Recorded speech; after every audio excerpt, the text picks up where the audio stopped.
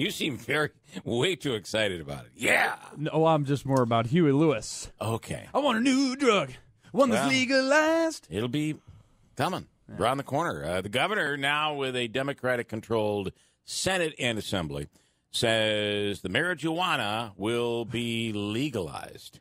Do you wanna the marijuana? Because Governor Cuomo's got it for you.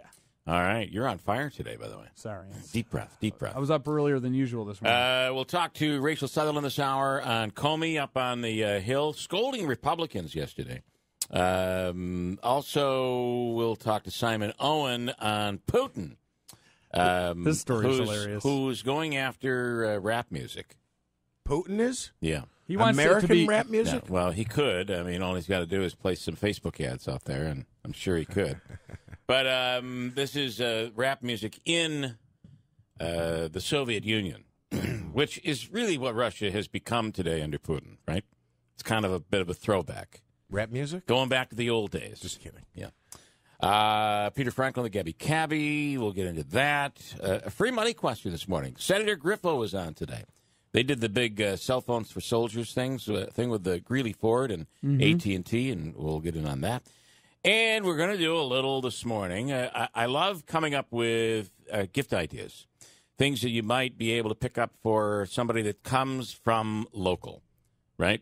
Things that are from here. Love it.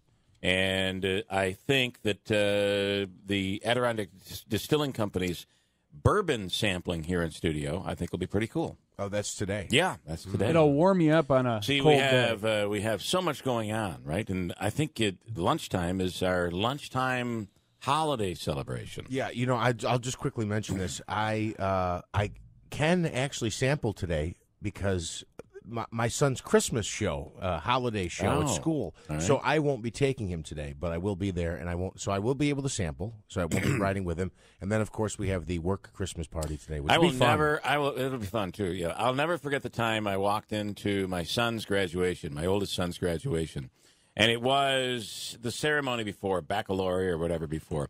And beforehand, I swear to God, I'm telling the absolute truth. Beforehand, we were either at home or we were at a restaurant before, and I had a cocktail, and I'm walking in through the very crowded auditorium at Little Falls High School for this just prior to graduation. I'm walking through there, and you know how the people are standing up because you're going into the middle, and all of a sudden, a woman said, "Holy cow, he's been drinking!" Like, what? I can smell it on your breath. Where else would you smell it? One drink. One drink. Uh-huh. Obviously, that's all it business, takes. lady. You know how long these ceremonies are? It's not like I'm like falling all over myself walking in. It was simply a drink at Bill, drop this dinner. flask. My point is, prepare yourself, because when you go to this concert, there'll be somebody there. Yeah. Usually a little bored that has nothing else to do, and a lot of time on, mostly, I don't mean to say this, but her hands. And she'll call you out on it, despite the fact that you had a tasting in studio. All right, well, I'll sit in the corner by myself. Be very careful. And gum, peanut butter mouthwash. And gum doesn't cover it up, because she can see it in your eyes. Because she's just as buzzed as you are. Okay. I don't know where you're going. Let's see what else here this morning that we can get into. We mentioned the pot thing with Cuomo. Oh, by the way, Jordan Karp, Adirondack Distilling Company, with a bourbon tasting here this morning. So your kid's concert, my daughter's concert was last night, and it's amazing how you go from those early elementary school concerts where it's like, wow, this is awesome. It's amazing. Yeah. It's amazing how they can make these instruments sound like that. It's incredible. Now that you haven't heard it already coming from the upstairs bedroom, practicing over and over again, starting with the recorder. But then to hear, as they get older, how unbelievable they end up sounding. It's really pretty incredible. I know. I was even at the middle school one, I think, last week, and I was blown away. These are like 6th, 7th, 8th, and 9th graders. Yeah, it's crazy. I'm in the crowd looking at everybody like, are you seeing this? Are you seeing this? Are you hearing it? Andrew's doing standing ovations before the standing ovations. I mean, they're still playing, and I'm just screaming. Who's the guy without any kid over there acting way too enthusiastic? Have you seen him at any parent-teacher conference? The creepy guy. And then you hear someone yell, "He's been drinking." He's had a cocktail. James Comey was back on the Hill offering testimony. We don't have any transcripts as of yet, but we probably will. And he scolded Republicans yesterday. And they were grilling him after he sent agents to grill Flynn and Rachel Sutherland to give us a little eavesdropping, as to what went on yesterday. Good morning, Rachel Sutherland. Hey, good morning. Yes, I mean, he really just excoriated Republicans and the president and Fox News, by the way. He did. He mentioned he called out Fox left. News. I heard that he called out Fox News, too. That was quite a big step. I'm not sure a good step, but... Well, he really has nothing to lose at this point. With his book out there, he's no longer director of the FBI. I think that now he's perceiving himself as picking up the mantle where he feels other people aren't telling the other side of the story, he says. And he needs to make sure it gets out there. He wants to defend the FBI. He said that Republicans are basically being spineless. He didn't use that word, but you're not standing up to the current administration and protecting the FBI from the president's criticism. And he is just he's still just so angry. And I think part of this is obviously the way that he lost his job and his career, but also he really truly believes that this administration is not acting appropriately. How did the White House react? Well, the president has definitely been blasting James Comey on Twitter. And so he just was saying that, going back to calling this a Russian witch hunt and so on. Look, the White House is definitely going to defend itself right now. So as far as Comey goes, though, I don't know what's going to come out of these transcripts. I don't know what kind of trouble that he could be in, but we'll see. All right, very interesting. And the one thing that is probably true that Comey said, even though he scolded Republicans, and Republicans should stand up and put a country before winning. But at the same time, Democrats should do the very same thing, because we're about to go into a Republican-controlled Senate, Democrat-controlled House. And what do you think, Rachel, is going to get done this year? It's going to be all political. At least that's what it feels like, right? Yeah, I don't think much is going to get done. I mean, they may do something on infrastructure or have infrastructure week again or whatever. Yeah. But I don't see them really coming together and having this moment where they can come up with any kind of agreement on immigration. That's one big thing. And we may have periodic government shutdowns, like we're standing over one in 3 days if they can't come up with something. Boy, the optics of that shutdown just before the holidays, I'm not sure that's a good one. So yeah, but lame ducks, they don't care. Right. There are many out there that have nothing to lose. So, all right, Rachel, thanks so much. We appreciate it. Rachel Sutherland, Fox News. You want to pipe in on that? I was going to let it go. I'm just saying, I think he's right when it comes to Republicans, as he's attacking the media, as he's attacking the FBI. Republicans should stand up. But at the same time, if you're going to attack Republicans, because I think they're all scumbags, in my opinion, I think they're all self-serving. All of them. Vast majority, yeah. At the same time, he should be scolding Democrats to stand up and do something that isn't partisan and actually do something good for the country. Get something done. Compromise. The problem is Democrats do not want to compromise because they fear that if something gets done, the president will get credit for it, and they don't want that. So guess what gets done? Nothing. Zero. So my only thought, I think you were reading my my forehead there. You could tell I was thinking something. Was that, President Trump, obviously, of course, saying Merry Christmas had been banned, of course, under the Muslim president. Mm-hmm. Yeah. But now Donald Trump had brought it back. But unfortunately, this holiday season, while he's brought the Christmas signs back, they won't be illuminated at the White House. They won't be illuminated. That is kind of funny. What else today? That grocery store that we've been talking about is featured in the OD. It's been open for quite some time. Bargain Grocer, I think? Bargain Grocer, which is for the Compassion Coalition, right? Mm-hmm. And I got to tell you, if you've not been there yet, you got to get there. Shame on you. Davey, have you been there? Yeah, Alexa and I have been there. Oh. What'd you get? Did you get anything? he took the little cylinder, the little Alexa in with him and said, "Hey Alexa, hey Alexa, find me the best deals in this. Find me the best deals on pork chops, could you please?" No, your girlfriend's name is Alexa. Right. Mm-hmm. Yes, everybody picks on me because they think. Oh, we're not picking on you. Yeah. Okay. Yeah. Mm-hmm. We're not picking on you. That's a funny joke. Yeah, it is. I thought if you had an Alexa and you were screaming something to her, then it would be confusing because you say, "Hey Alexa, get me a sandwich." Yeah. And then it is confusing. Yeah. What did you think of the grocery store? You and your better half. I like it. Yeah. Prices are really good, right? Yeah. And you get to, and for holiday dinners, you're, like, oh my God, there's a 50-pound bag of artichokes. Yes.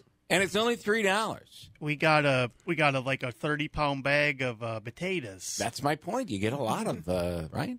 Yeah. Okay. Thank you, Davey. You're welcome. What else? Oh, there's a couple of stories. Did you see the? I think he's a minister. AP story today. The minister that was arrested along with his family for arrested for poaching deer. And they're saying that he had. Did I read this wrong? Oh no! I swear to God, I did. He's not a preacher; he's a poacher. Man, I got to get reading glasses. Holy cow! A Missouri preacher has. I take this deer's soul. And then I'm looking at the mugshot. I'm like, wow, this guy does not look like a preacher. I mean, just look at him. That's right. Oh man. Anyway, they're saying that might be one of the funniest. Maybe in the Church of the Wood People or something.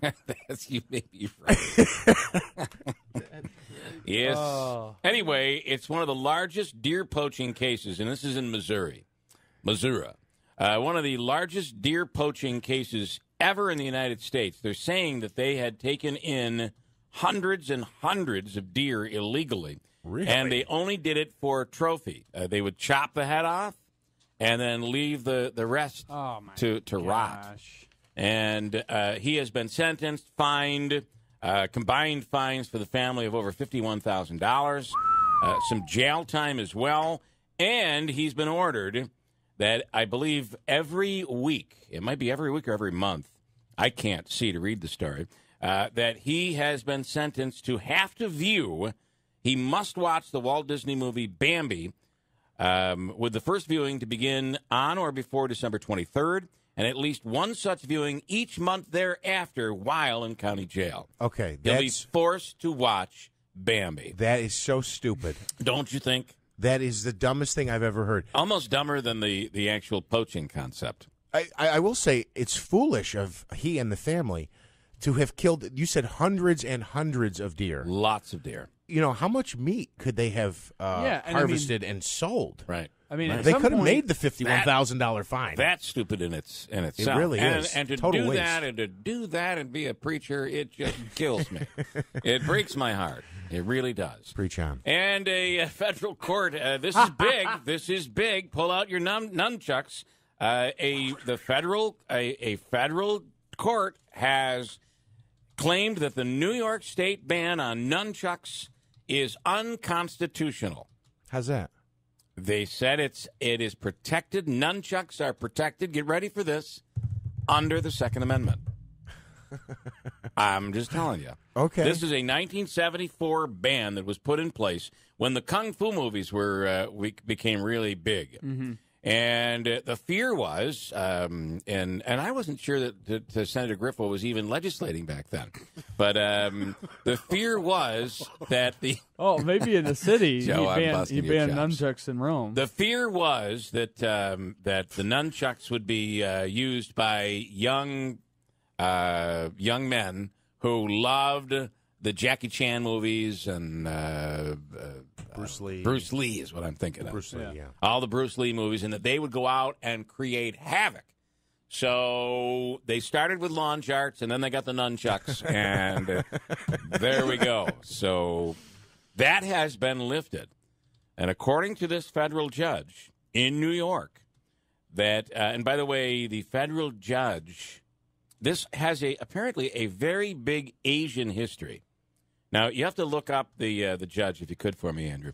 Federal Judge Pamela Chen issued her ruling on Friday in a Brooklyn federal court on the martial arts weapon made famous by Bruce Lee. It is unconstitutional to ban that weapon in the United States.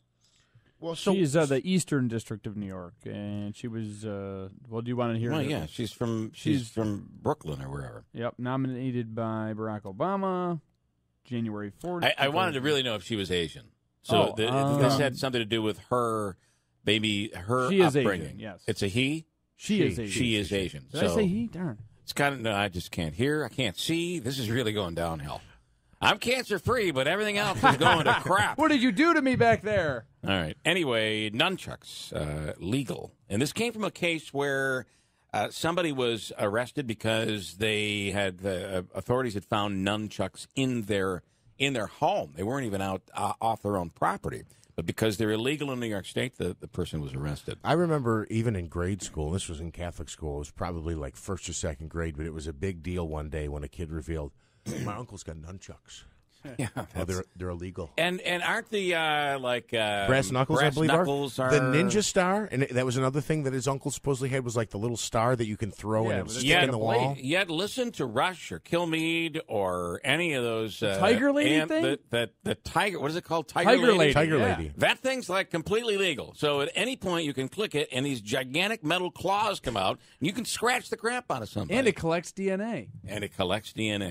No, those are legal, and I guess I'm okay with that. I am too. I mean, a woman just walking to her car in a mall parking lot is in danger. I truly believe. Yeah. But nunchucks back to legal. That's the word. Simon Owen, good morning. What do we know this morning? Well, I mean, we've had bareback horse riding from Vladimir Putin. We've had judo. We've had him riding in a mini submarine like a Bond villain. And now he appears to be turning his sights on the world of rap music. But this is not a career change, just to be clear. He's not becoming a rapper. Instead, this is a call from Putin for his government, or more specifically, state cultural leaders, to, in his words, direct this musical genre. He said, quote, "If it is impossible to stop, then we must lead it and direct it." And he laid out his particular problems with rap music. He was speaking at the Kremlin at a meeting with cultural advisors. He said, quote, "Rap is based on three pillars: sex, drugs, and protests." But he said he's particularly concerned with drug themes in songs. He said that this is a path to the degradation of the nation. Wow, boy, that's a big step. And of course, we've always heard things about Putin. You were that group that I never say the name of, that lady all-female group.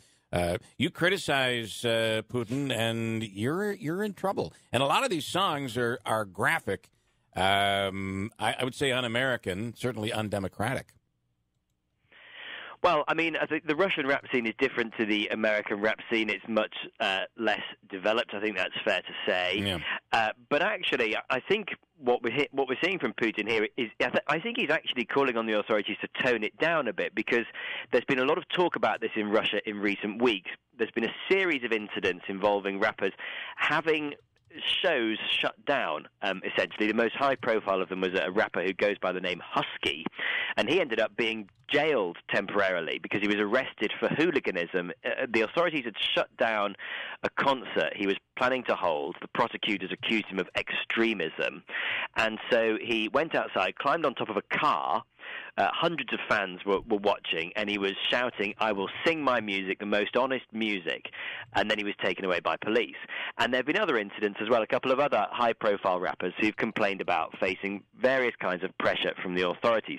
So actually, all of that is starting to evoke for some memories of Soviet-era censorship of the arts. And actually, I think what Putin is saying here is maybe ease up on the arrests, maybe ease up on the concert shutdowns, but he does want some kind of state involvement, and how you juggle that with, claims that this will just be yet another restriction on freedoms in Putin's Russia, that's what he'll have to figure out.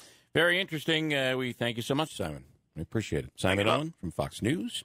You recall, and you probably don't, but what were those groups back in the in the 80s and 90s, that Limp Bizkit and some of those that were... Oh, yeah, like the...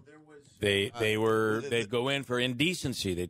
They'd go after them for indecency and shut down the concerts and arrest them for it. One was in the United States. 2 Live Crew was the name. 2 Live Crew was a big one, and the other one was, I think it was NWA. The whole there was a song about killing a cop. I don't. It wasn't. And there's also Insane Clown Posse. They played at Woodstock. So it's not something. And you can go back into the '60s when Lenny Bruce was arrested for indecent conversation.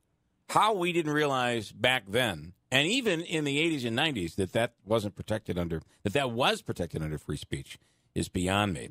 But so we ought to be careful when we criticize. We've seen our own attempts at restriction right here. 643, not saying I'm a big fan of that music, but they have the right to produce it and to perform it if people are willing to come in and pay for it. 643 Fox Business right now at WIBX. Cold for the next couple of days, but by Thursday it's going to warm back up. Am I crazy? Because you talked about this. We talked about something this morning. You said, I mentioned it yesterday, and I went right over my head. I had no idea. I don't remember what that was.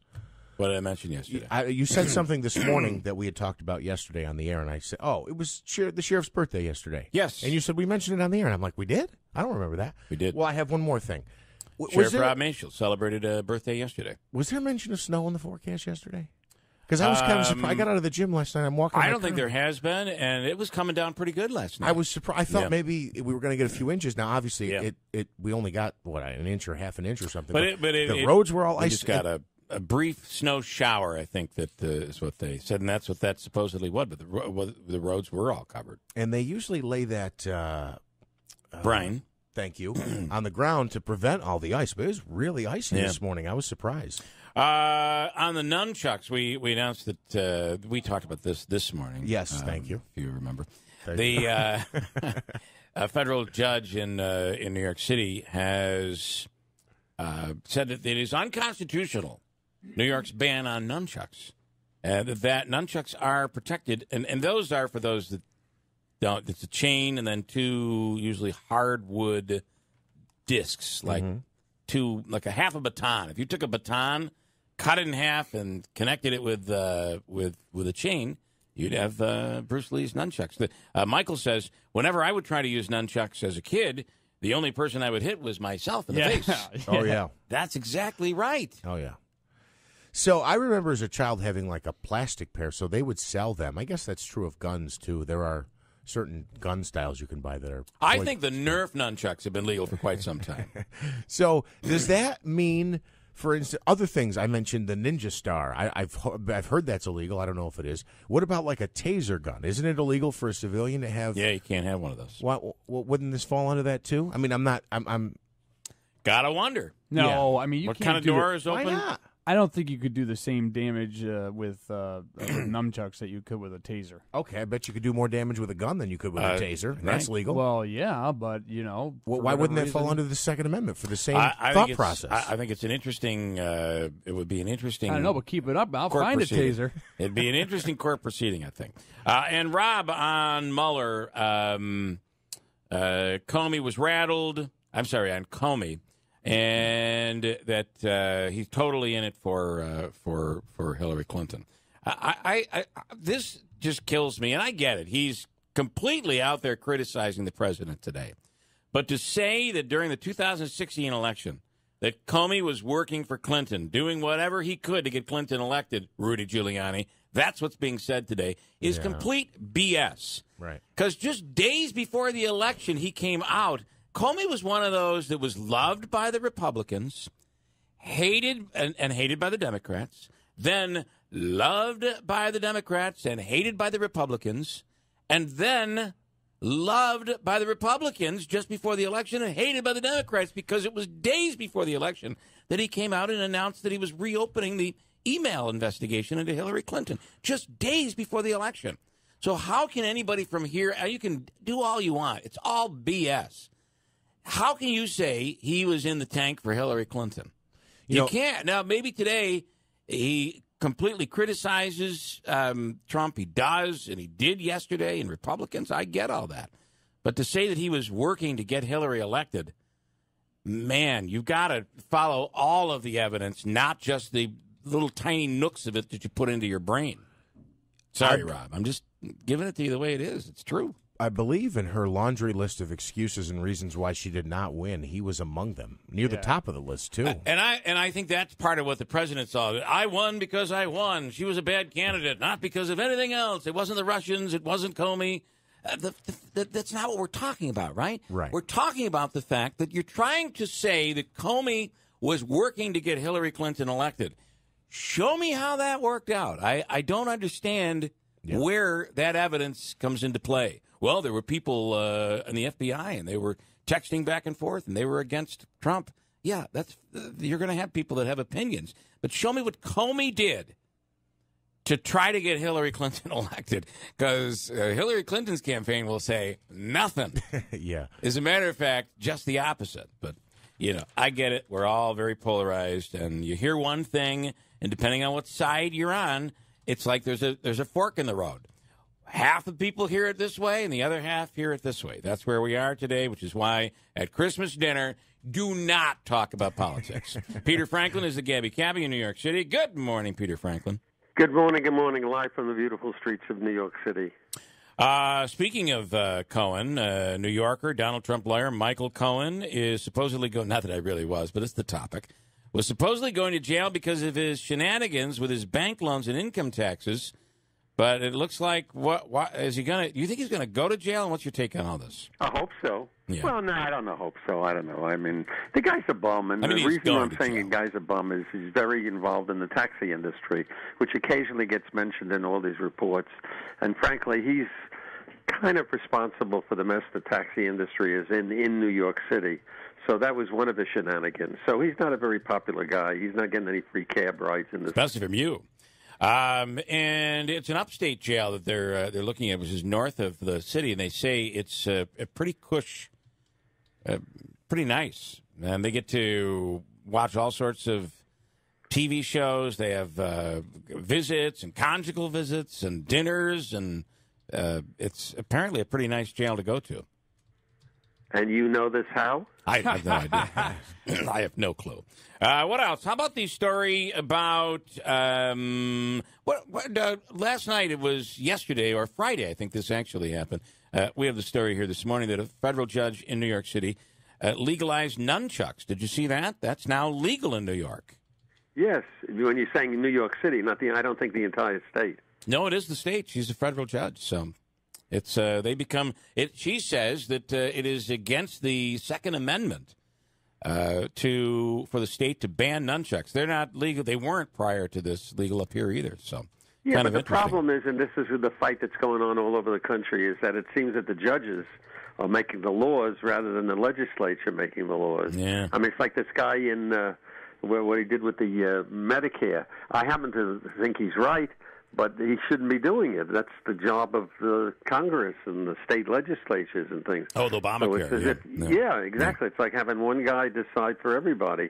In this particular case, he may be right, but it's still bad. New York City subway workers recently started to change speed limit signs. What's going on with this? Yeah, well, they're making the subways go faster, and I don't think that's a problem if they know what they're doing. But you sense it, too. There's a lot of little subtle changes going on in New York City. For instance, the subways are going faster.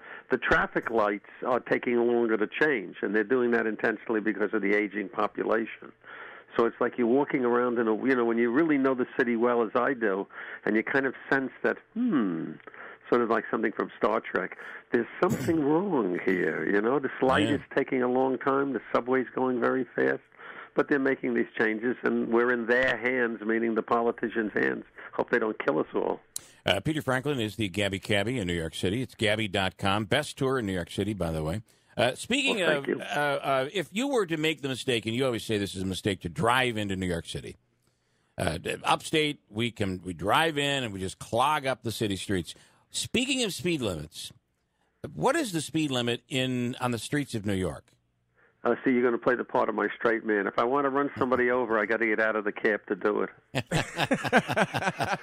Thank you for that, Bill. I love that line. It's actually 25 miles an hour, but nobody ever gets to it. Yeah. On some of the parkways, it's faster. But I mean, your speed limit is just you go along, and you don't think you're ever going to get there. Right. But the fare is determined by not only the time but the distance. So the cab driver really isn't losing anything. You have a story about U.S. Airlines expecting a 5.2% increase in air travel this holiday season, which is well, I mean, our airports are hopping. I mean, people don't realize it. We have Teterboro, we have White Plains, we have Islip, we have LaGuardia, we have Kennedy. I mean, we got the air traffic that comes in and out of New York City is unbelievable, and it's very much a big part of the taxi business because it's the picking up and getting people in. This holiday season has everybody hopping, but that's usual, I guess.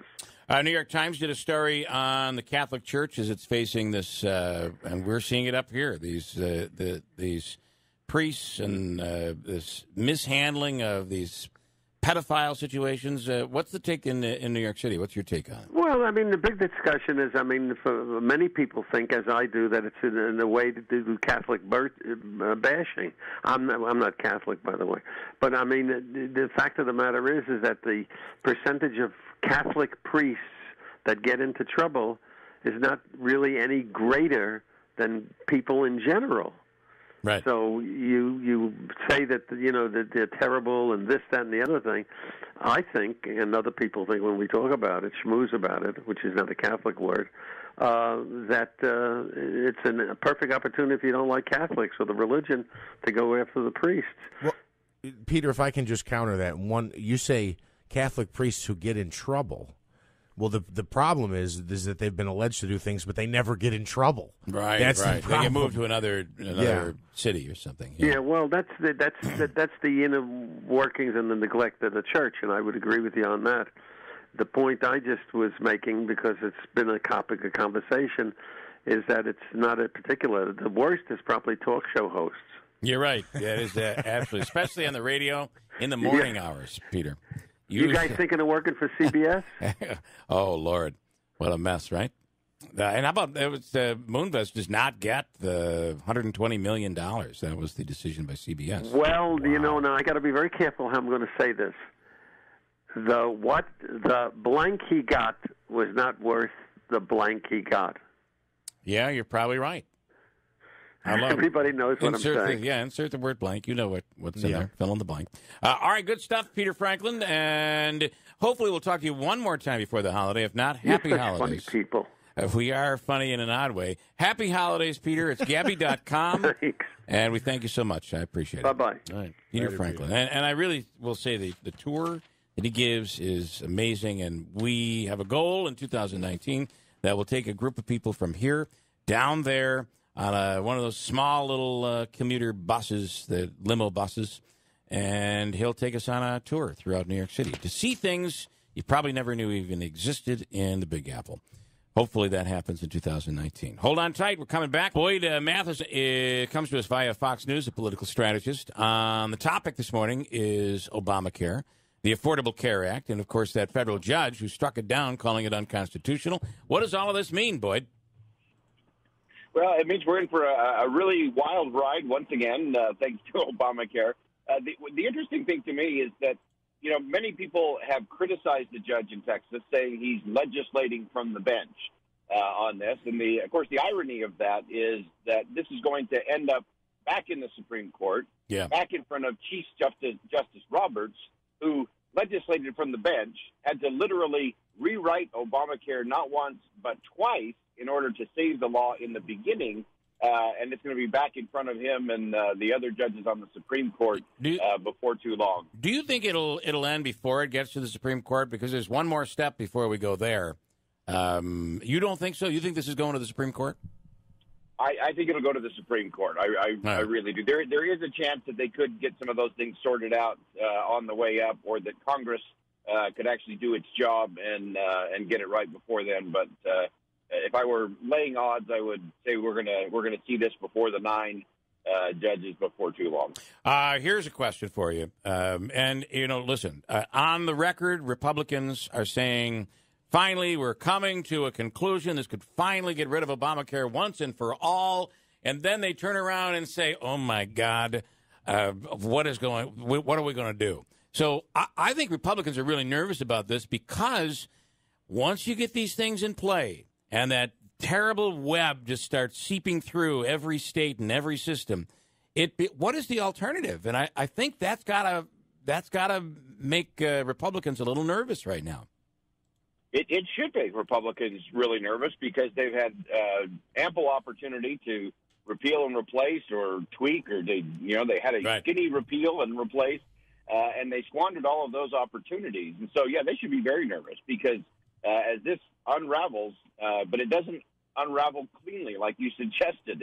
Once those tentacles are out there, it impacts a lot of people. And the worst thing is that it undermines the confidence of the American people. It creates uncertainty in the marketplace. Right. And so even if you're strictly a free market person, this is a herky-jerky way to get to free market, and it's gonna be unfortunate for a lot of people, mostly the most vulnerable along the way. Sure, yeah. And, it always seems like the middle class, we in the middle class seem to be the ones that get hammered the most. Andrew. Boyd, one of the things you had just talked about was that Justice Roberts was one of the ones that is said to have helped rewritten the law in a way. Wasn't also now Supreme Court Justice Brett Kavanaugh also working for Judge Roberts during that time? That's correct, yeah. So you've got a really interesting thing. I think there are a lot of Republicans who are having a little bit of buyer's remorse about Judge Kavanaugh. He already ruled with the liberal side of the court. Ruled with Planned Parenthood. Planned Parenthood case. That's right. And I know a lot of folks in Washington were like, holy cow, we went through all of that to get this? I've always said that I think he will be to the left of where Justice Kennedy was on a lot of these things. I don't think he was the best choice to begin with, and they paid a big price to push him through, and they will continue to have buyer's remorse, in my view. That is interesting, but that happens so often when it comes to Supreme Court. The Supreme Court, the president, left or right, they nominate their person, and then all of a sudden it's like, wait a minute, I nominated you to make decisions in using my ideology, and it doesn't always which work ultimately that way, makes them the best choice, right? Yeah. I mean, the fact that they would That's right. Yeah. How about Ginsburg and Clarence Thomas on the same side last week? That's a perfect example where these guys, sometimes they go off on their own. They are not necessarily pigeonholed to the left or the right. Very interesting, Boyd. That's great. So your take quickly, do we shut down before the holiday?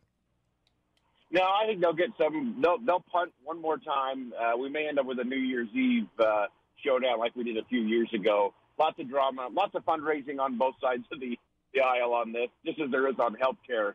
You've got the Democrats running their grandma off the cliff ads already. You've got Republicans running their ads of we're on our way to death panels and socialized medicine. So sadly, as you rightly said, the middle class and the most vulnerable will get hurt the most. Yeah. The parties and the political folks will make a lot of money off of all those issues. Boyd Matheson, have a great holiday. Thanks for taking the time. Hey, thank you. Always great to be with you. All right. I can almost guarantee we'll all have 4 thumbs down when this 8-year-old girl, speaking of children, she had lost a class presidency. She'd run for president, and she lost. And guess who came to her rescue, who wrote a note to her in Maryland to say, I know how you feel. It was, yes, we've all seen the story. Dave Gordon? Hillary Clinton. Hillary Clinton. Hillary Clinton. Dear Martha, the most important thing is that you fought for what you believed in, and it is always worth it. While I know you may have been disappointed that you did not win president, I am so proud of you deciding to run in the first place. It's not easy when you stand up and put yourself in contention for a role that's only been sought by boys. Never stop standing up for what's right. Sincerely yours, Hillary Rodham Clinton. There it was, this folded piece of paper, and I was like, what in the world? I remember her pink shirt that she was wearing the night of the election. Oh, so she was a fan. She received a letter, which is nice, right?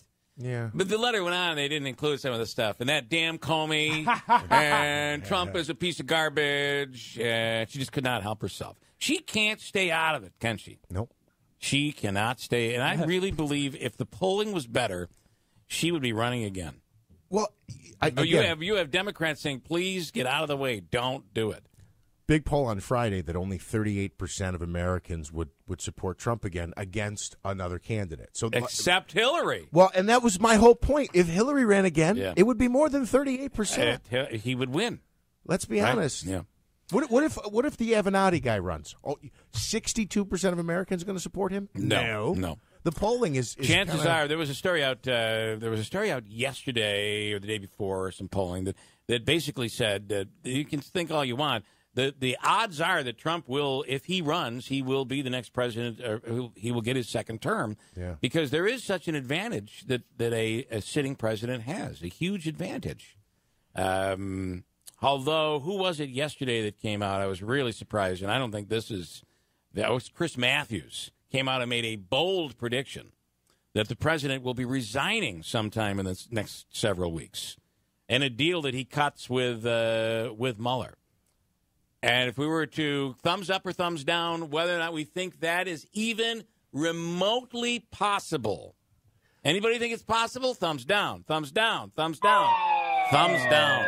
There ain't no way that this president is going. I don't know what Chris Matthews is smoking. Same stuff Cuomo wants to legalize, I think.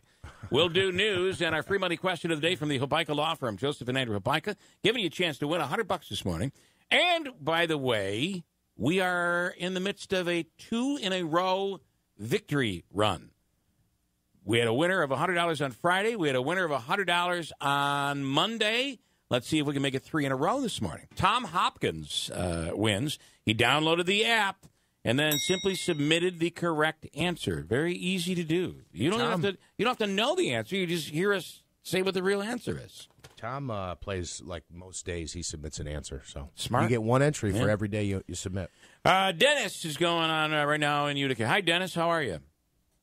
Very well, Bill. How about yourself? How you feeling? I'm doing well. I'm really doing well. Yeah. I just went through the same procedure myself just last week, so I understand your apprehension in the beginning, but it was really never a problem. I will never. I'm not going to. I mean, you hear all the. Don't you love when you go in and they're like, "Well, these are the things that could happen. We could rip out your esophagus by mistake. And you could die within minutes. You'll bleed out right here on the table. It's going to be fun." It's only happened like 6 times. Yeah, it's very rare. 1 in 20. You're going to be just fine. But and you're number 21 today. So that's right. That's right. Where did you go, by the way, for yours? Dr. Garamond. Okay. I don't know. Up in the business park there. Okay. Digestive disease. That's where I was. Yeah, I was. Oh. And I got to tell you, they have it down to a science there, don't they? Oh yes. Really well done. Yep. I can't say enough about them. They were all wonderful, but to be honest with you, I had to sneak out because my ride didn't show up. I had to drive myself home. Oh man, Lord. They're still looking for you. How did you sneak out? Because they followed us right to the car. And I'm like, I waited a couple hours. I milked it a little bit. Okay, all right. Now, those meds, by the way, isn't it amazing how quickly? Number one, I don't know if you had the same experience. I breathed in, I breathed out, and boom, I was gone. No euphoria, no craziness, no saying weird things. Did you have the same experience?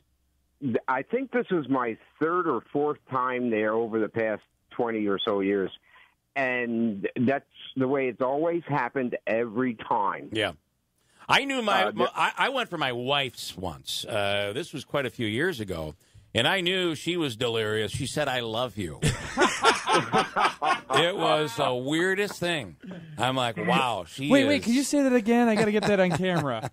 And then the other part is how you come to, and you don't really feel it. You don't. It's pretty impressive. I thought it, and I didn't get sick from the meds or anything like that. So that was really good. All right. Well, like I said, I got shortchanged.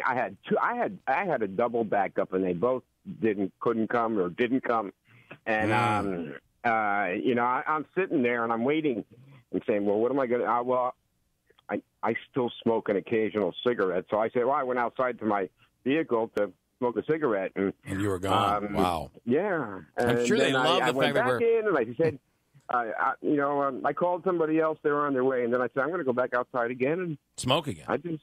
You were gone.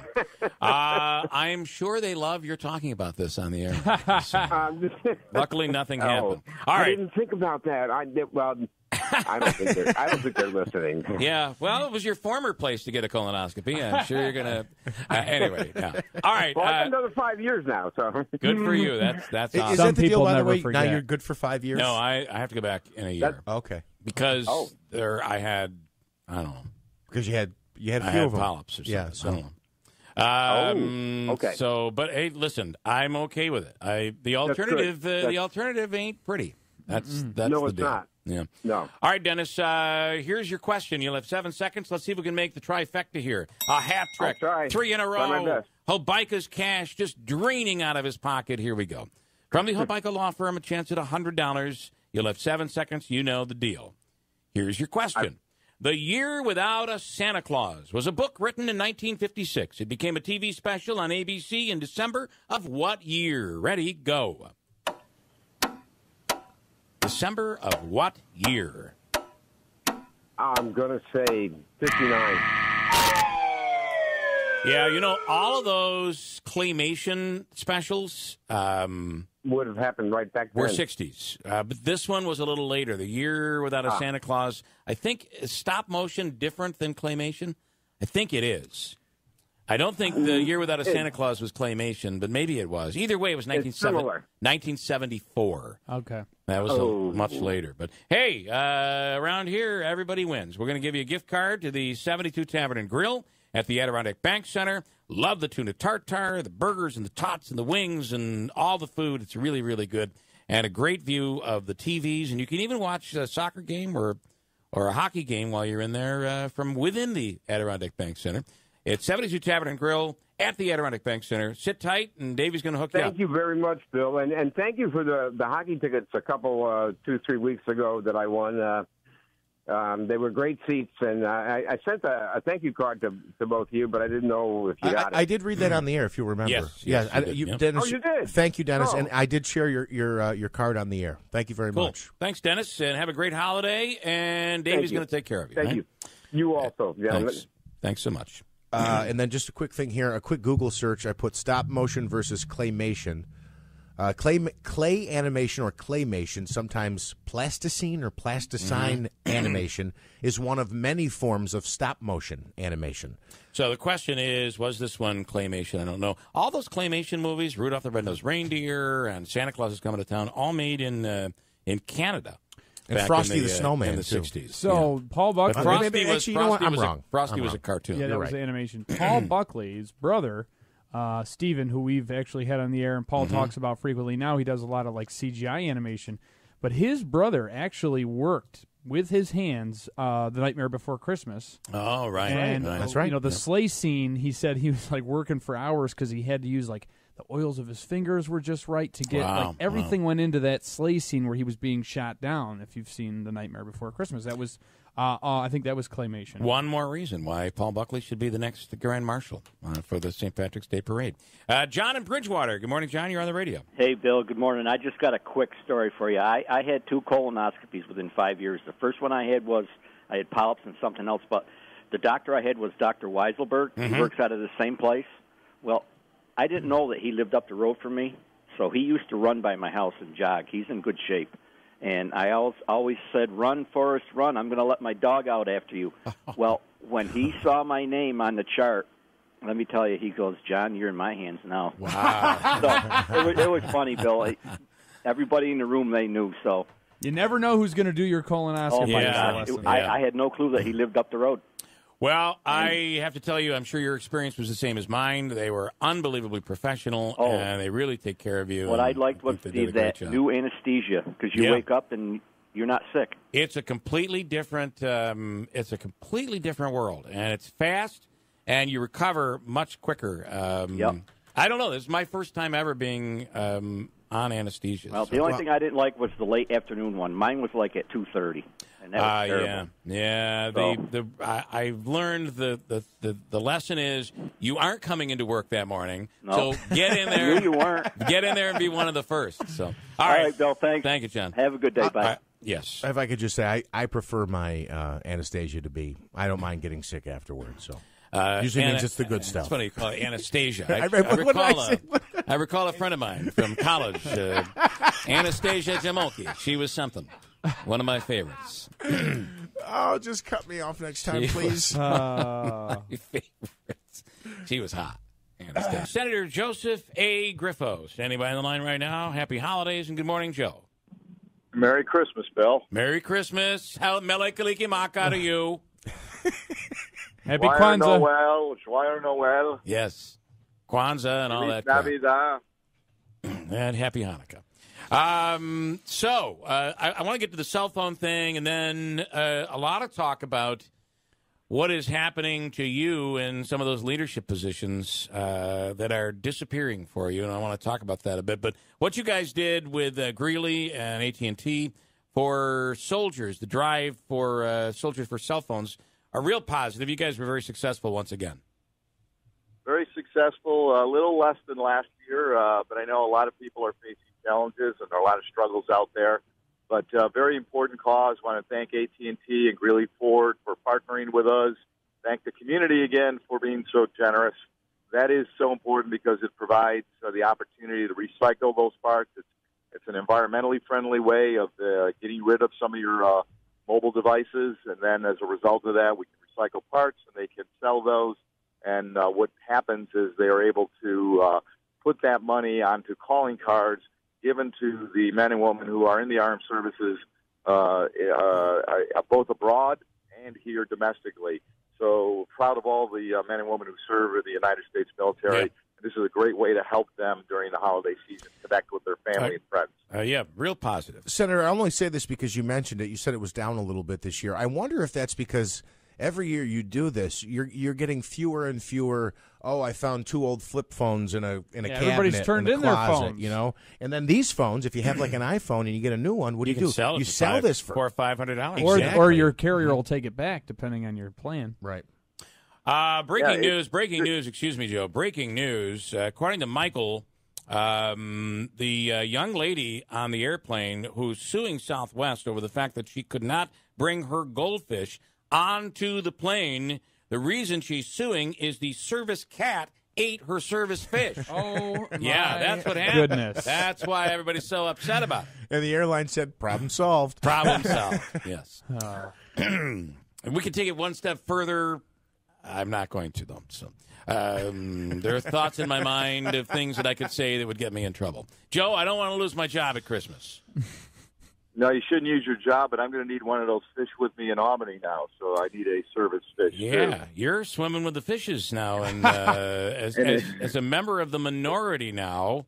And what is, I fear, and this was going back and forth, I was going back and forth with people over the weekend on Twitter, that this is not good for the area. Well, it's very difficult and going to be challenging for upstate overall there's a geographic imbalance, and then there's going to be a lack of checks and balances relative to the fact of who's watching who, because when you have divided government, you have the opportunity, for instance, to call hearings to investigate a particular subject matter or issue. Now that will all be controlled by one party with one region domination, New York City. Every statewide elected official will be of the same political persuasion. So for the geographic imbalance, for the lack of a check and balance, that could potentially be problematic. And then there are going to be policy and political differences, obviously, based upon not only where we live, but how we live our lives. So it'll be a challenging couple of years, but I've gotten along well with my colleagues across the aisle. So we'll continue to try to use the power of persuasion as opposed to just political power. Are you, the governor yesterday, really specifically saying, let's pass recreational marijuana use in New York State. Let's get it done in the early part of 2019. How will you vote on that? Well, I don't know yet as to what he's going to propose. I think what he did yesterday, again, was a pre-state of the state.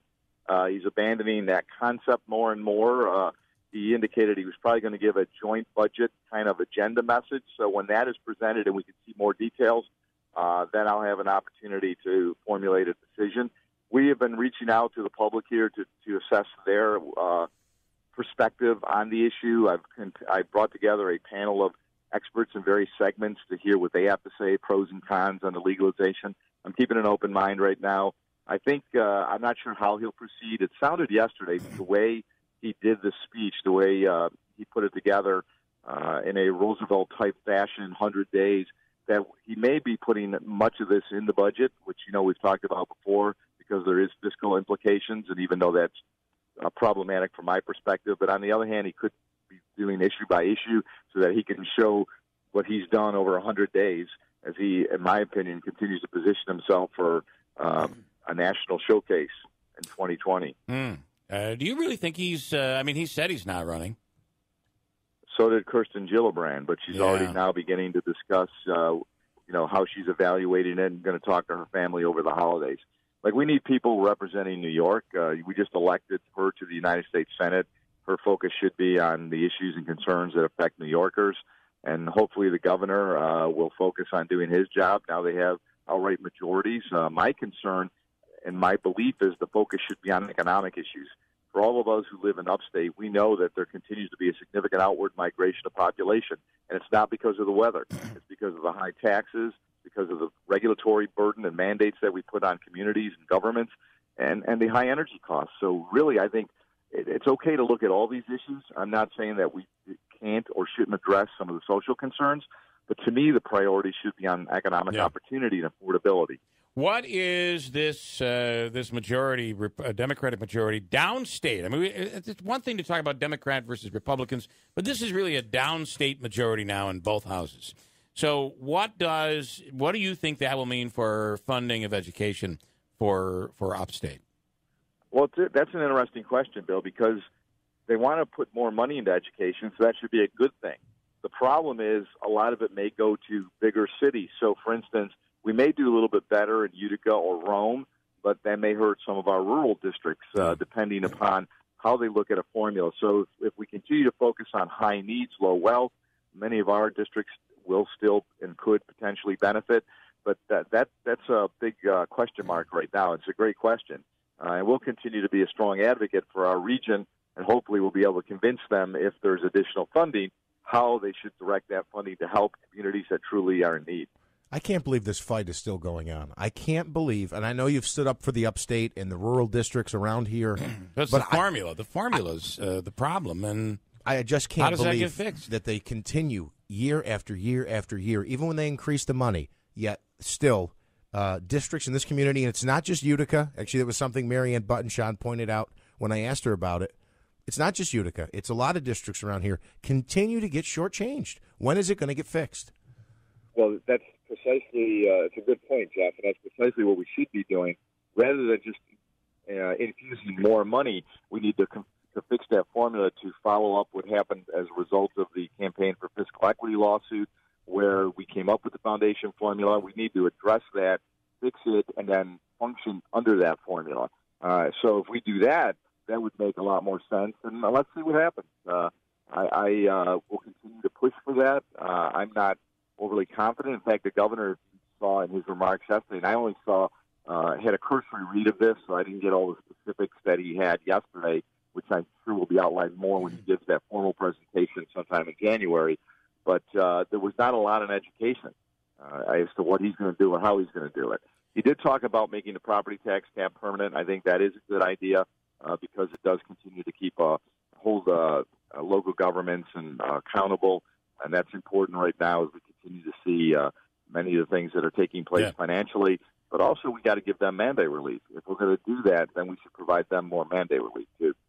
And you know, the thought downstate is they just continue to fund us up here. We can't handle our own finances. We need their money, and we've sent enough money upstate. That's kind of the mentality down there. Which is now, I want to have you already reached out to Bob Knoll at the New Hartford School District to say you better have your stuff in order this year because I'm not going to be able to get any money to save your tail this year. Well, hopefully they're in a better position as a result of our initiative and efforts on their behalf last year. Yeah. Does that, I mean, in all seriousness, are you now limited or will you not be able to have that ability to go in and get emergency funding when it's needed? It will be much more challenging, not as easily done. But as I said, I've got some good relationships and friendships that we formed, and we're going to try to always make a case on merit. We're not just asking for something just because we want it. We're trying to show the reason and the problem and how it can be fixed. But yes, access to discretionary and flexible spending will be much more difficult and challenging and limited.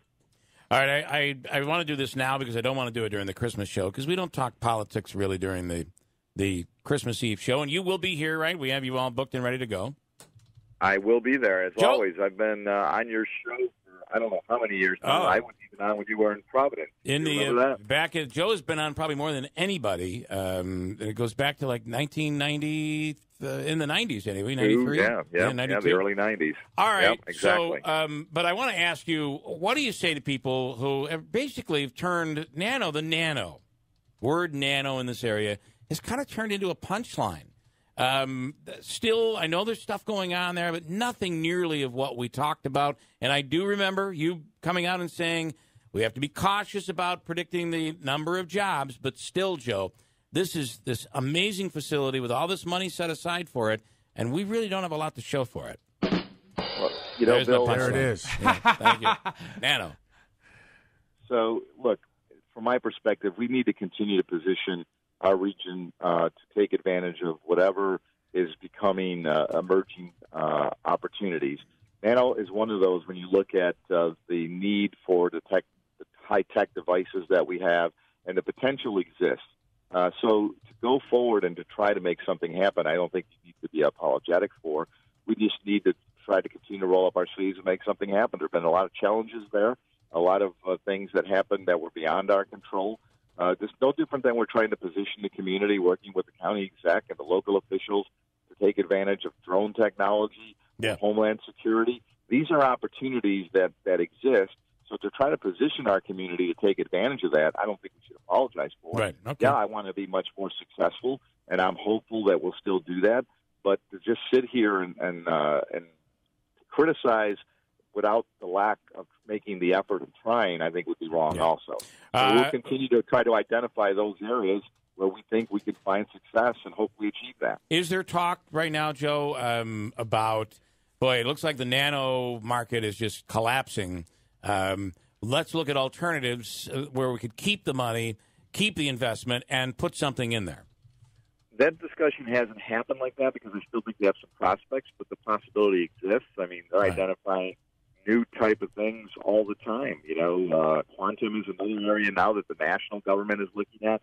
So there are a lot of things that will be happening and evolving, and we need to do the best we can to direct what we have relative to funding and resources in order to try to assist in trying to make something happen. Now, I still question our economic development strategy and approach. I told you that from a state perspective. It lacks accountability and transparency, and we need to measure whether or not it's been successful. So today I'm going down to Albany for the Regional Economic Development Council Awards. Is it the best way to conduct economic development? For instance, you saw the Amazon deal in New York City. We need to compete with other states, so we need to provide certain incentives and financial assistance. But I think we're really overdoing it right now, and that's why I think we need to rethink, re-examine how we're conducting economic development, and then determine what's the best way to position our state or our communities to compete nationally and globally. I think the best way to do it would be a significant and a dramatic decrease in taxes, easing the regulatory oversight and the regulations and mandates that exist, and lowering energy costs. Then you become very attractive as a state because we have an abundance of natural resource, and we also have a great workforce. I know you got to go. One quickie, though. How important is it for Roanne DeStito not to retire? I hope, and Roanne deserves to do what she wants to do because she's worked hard throughout her career, but I'm hopeful and believe that she will be there at least for a year or two as the new administration begins their third term. I haven't had anything. We've had some informal conversations, but I'm hopeful she'll stay, and she will be a very important player relative to her role not only in the governor's cabinet, but as an advocate for this community. We will see you on Monday, Joe. We appreciate it, and good luck today. Thanks. Take care. All right. Senator Joe Griffo. To the point you made, we have a couple of new members and young members of the Assembly. Everybody's in the minority except for Marianne Buttonshaw, who's a freshman. Yes. So obviously, Roanne DeStito, a longtime Democrat, has the ear of the governor. They have a good relationship. She's probably in the second most powerful position in New York State right now. We need an advocate. Yes, I agree with all state properties, all government contracts. Yeah. She's in charge of all of that. And you don't think she didn't play a role in the arterial, the hospital, the Adirondack Bank Center, the stuff going out at Griffiths. If you didn't think she played a role in any of that stuff, you need to reassess your thinking. And just another quick thought. I thought maybe the senator should have donated his cell phone to the cause because we had a tough line on him today. Yes. Just drop it in the box, Joe. I got to get an expert on I need an expert on iPhones to explain this to me. And as a matter of fact, I want to do a test. Maybe we'll do it before we leave. Because I know how to handle my phone. And it's the same thing. So you have your iPhone, you put it up to your ear, and then no one can understand you. I'm convinced it's the cases that are causing the problem. Well, also, a lot of people, I want to test they that. go like this. Yeah, but that's a on the common phone, thing. you see But that. I don't do that. I just know, put it up here, and then people are like, you're muffled. I can't understand you. So what is the problem with these phones? It's like we're going in the wrong direction. Did you see that LG is coming out with a, and they're saying in 2019, with a rollable TV. A rollable TV? Yeah. And I'm not talking about the old big box TVs. You put them on wheels. You could roll them. No. Roll it up into like a little tube and no way. Yes. This is the future. And what you're going to see, and maybe it's already here, but you'll see where this will be an application is like you go into a mall and you see one of those giant round pillars. Guess what? There's going to be a TV wrapped around it. Yeah, and you'll have video on the pillars like and on the. It's going to be really unbelievable. It's coming it'll be accessible to the average consumer in 2019. Pretty wild, huh? That is wild. Hey, who needs Nano? We've got a rollable TV. Yep. 8:34. We're going to talk a little bourbon here this morning. Adirondack Distilling Company has some new flavors out, and actually it involves something that is pretty typical of upstate New York, right? Maple barrels. Maple. We'll get into it coming up 8:34 at WIBX. From the Adirondack Distilling Company on Varick Street is Jordan Karp. Good morning, Jordan. Good morning. We'll get into the fact that you are a political operative. We can talk a little politics coming up. Is that a negative? It's the biggest insult you can call someone. Political operative. Yeah, it's like used car salesman, all the way down. Excuse me. Sometimes it does feel that way. Oh yeah, for good reason. Not and not to say anything bad about a used car salesman because they're way above. They're political way operative. above. Yes. Can I just going back several years? I don't even know why I'm going to bring this up, but you were chief of staff for. Is it chief of staff for? What was your role? No, I managed the campaign director. I was the campaign manager for our Curie in 06 and 08. Yeah, that's how I got up here at upstate New York. I'm already regretting that I'm going to say. Do you remember when Arcuri would never come on my show back when I was on the rock station, and then he finally did? He came on. There must be a thing with incumbents. It must be. That's good. I remember I was working for you that summer, and I think you knew it was a hopeless cause. Like, yeah, just keep calling him. I think I might have called your office like 3 or 4 times a day. Well, you just got to keep trying. Yeah, and then you never know. They're busy. Yeah, very busy. Yeah. Very busy. Busy avoiding Bill. Let's keep it happy. We'll move on. All right, go ahead. What were you going to say? No, I just remember it was when you were managing for our Curie, and there was some back and forth that went on. And Richard Hanna said on this show, I said, well, he was attributing something, some comment, some quote, and he was quite frustrated with you. And he said, the appropriately named Jordan Karp. Listen, he's got to say what he has to say. I understand. Richard and I have spoken many times since, and it's the business you're in. You know. Well, Jeff brought that up, and he just smelled the bourbon, so I can't wait to try that. I do have to say, points for Hannah on the play on words there. That's kind of funny. Listen, he's a bright guy. Yeah. And by the way, you were also on the Brindisi campaign. Congratulations. Thank you.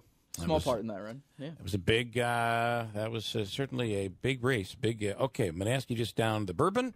Tell us supposed to wait. Tell us about this bourbon and what is unique about this, that it's really got a nice upstate flavor to it. Absolutely. So our award-winning 601 bourbon, what we did with the barrels, every to be called bourbon, you have to use a new barrel every time. So I want to get into all that in a second. Yeah. So it has to be in a new barrel. So what we do is we give some of our used barrels to local maple syrup producers. They age their maple syrup in the barrels. Then they take their maple syrup out. They sell it as bourbon barrel maple syrup. Give us back the barrel, so it's soaked with kind of maple syrup. We put the bourbon back in, re-age the bourbon back in those barrels, and then take it out and so basically two new products are coming out of this. Basically, yeah. One non-alcoholic. Yeah. And it's not it's not like a clawingly sweet like chemical maple flavor. It's natural maple. So that's the coolness factor. So it's very smooth. It's very nice.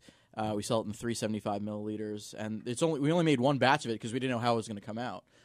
So it's in a bunch of local stores and at the distillery, and there's very little out there. So it's under $30, so it's a nice gift for this time of year. I really like it. Have you tried it? Yeah, it's really good. Yeah. Excellent. You taste the maple. I got some immediate heat. I was sweating just smelling it. That is really good. I don't know anything about. I'm a vodka person, so I know very little about anything else. I'm a one-trick pony type. Casino, don't ask me about games at the casino. I couldn't tell you. Ask me about blackjack, I'll talk your ear off. It's one thing. So I know nothing about these other. So what is bourbon? What is whiskey? The difference between that and scotch and even cognac? Sure. So a couple things. One is that bourbon is an American spirit. There's this notion out there that bourbon has to be made in Kentucky or Tennessee. That's the big one. Yeah, no, it ain't bourbon unless it's from Kentucky. It has to be made in America. So, for instance, cognac can only be made in Cognac, France. Can't be made in America. Tequila can't be made in America. Has to be made in Jalisco, Mexico. So bourbon has to be at least 51% corn. Has to be distilled to under 160 proof. There's some regulation over how it can be stored, but it has to be aged in a new charred American oak barrel. Okay. That's the big thing. New charred American oak barrel, at least for the first aging process. A new charred American oak barrel. Right. Yes. So now when you compare tastes, so let's take a cognac versus whiskey versus scotch versus bourbon. Sure. So, first of all, the new charred oak American barrel will give it a little bit higher sort of smoke level to it in terms of taste and flavor profile. Scotch has to be made in Scotland. Can't be made in America. You'd call that American single malt. Now, is the taste different though? Yes, because you're taking that first round of smoke off the barrel. So it's a new barrel for bourbon, so you're gonna have a little smokier flavor profile. And because bourbon has to be at least 51% corn, Scotches are mostly malted barley. Okay. So you're gonna have a lot sort of different flavor to that. Cognac is actually distilled wine, believe it or not. It's going to have a completely different taste. Mm-hmm. Yeah. But you get a little of the when you take a little smell here, you get a little smell of cognac. Yeah, you get a little bit of that because it's the maple, it's the sweetness, and also we're 100% corn, so you can get that sweetness too. Okay. And a lot of people, this is really, really good. Thank you. A lot of you, like I think Jim Beam a couple of years ago. Not a big fan of it, so don't worry. But Jim Beam came out with their Ghost bourbon or something like that. Because a lot of whiskeys and bourbons start clear, like vodka, right? So everything starts clear. The color all comes from the barrel. Okay. So when you're at the clear stage, at what point do you turn right to a? Is there a turn right to vodka or to gin? No. So those are technically unaged completely spirits, different. So they'll stay white. Ghost is a white whiskey that Beam makes. Yeah, we also make a white thank whiskey. It's actually aged in an uncharred oak barrel, so that's what keeps it white. Okay, it's the charring effect of the barrel that gives it its flavor. And also there's sugars in the wood. Actually, so that's why you get a little bit of sweetness out of some bourbons. There's Have you tried the maple syrup? That is basically aged. It's amazing. Really? Yeah, it's really good. Yeah, we joke with people that this makes like a really good breakfast bourbon because it's got maple syrup. Yeah, So I do want to give a shout out to the Matt's Brewery to help us proof this because how you measure alcohol content, it essentially measures sugar. And so once you introduce actual sugar into the process, it screws the whole thing up. And they've got some very sophisticated machinery down at the brewery that they let us use to get this thing proofed properly. So a big shout out to them for helping us out with this project. How about the incredible market today for distilling and for microbrews, and wineries? It's the market's insane. huge. Like, we just got accepted. Every province in Canada has a different process for getting accepted. We just got accepted into Ontario, into all the liquor stores in Ontario. Wow. So we've got a shipment going out in January to them. We're in 13 states. Well, they're right going to now. love the maple. Well, we're not. We're just sending them bourbon. Okay. Do you for now. age down on Varick Street? Yes, everything's in the basement. Everything's we got barrel, like we're swimming in barrels over there. So cool building. bourbon. Used to be a restaurant. I remember going to. it was a restaurant. It opened as a bank. So the next product we have, I don't want to like gild the lily here, but we've got our straight bourbon coming out in January. That's all aged for over 2 years. Wow. And we aged it all in the old bank vault, so we're calling it the Vault Series. That's cool. So we'll have to come back on and talk about that in January. So that's super. Most of that bourbon's over 4 years old. How did you decide to get into this? I was sitting at my desk one day in D.C., and New York had just changed its laws, and I was really angry in politics at the time. Yeah. And I was like, you know what? Screw it. It'll drive you to drinking. There's no doubt about it. No That's the truth. doubt about it. Absolutely. So, well, I think this is a hit. All over the place, you can get it locally? It's at the distillery. It's at a few local liquor stores around the area.